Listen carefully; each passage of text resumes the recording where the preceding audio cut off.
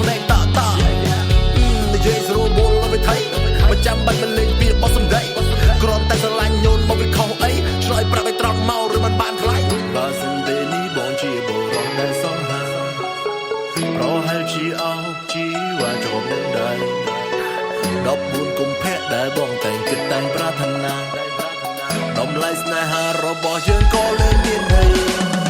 មិនក៏បងប្រឌីបត់គេទុំមិនចាស់ស្ដាប់សបាយលេងទេបើជលួច flow ចេញពីស្រុកគេតែមិនណាទេលើបេះដូងមានមេបើសង្ហាទេឆ្លើយប្រាប់បយត្រង់មិនមានមេលឺពាក្យបងនិយាយបើសតីទេកុំប្រៀបធៀបបងទៅជាមួយគេ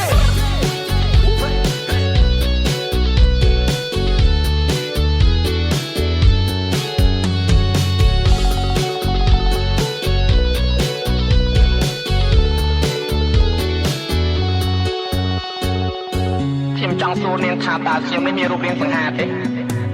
ខ្ញុំស្បាត់សុំនិយាយការប៉ិនលោកគ្មានត្រង់ណាសង្ហាទេត្រូវបងមិនសង្ហាទេអត់ត្រូវវាយត្រូវថែមជាមួយនឹងអូនទេឯគេនោះគេស្អាតសំណាមមានមេតែត្រូវចាំថាសម្រស់គឺមិនថិតទេ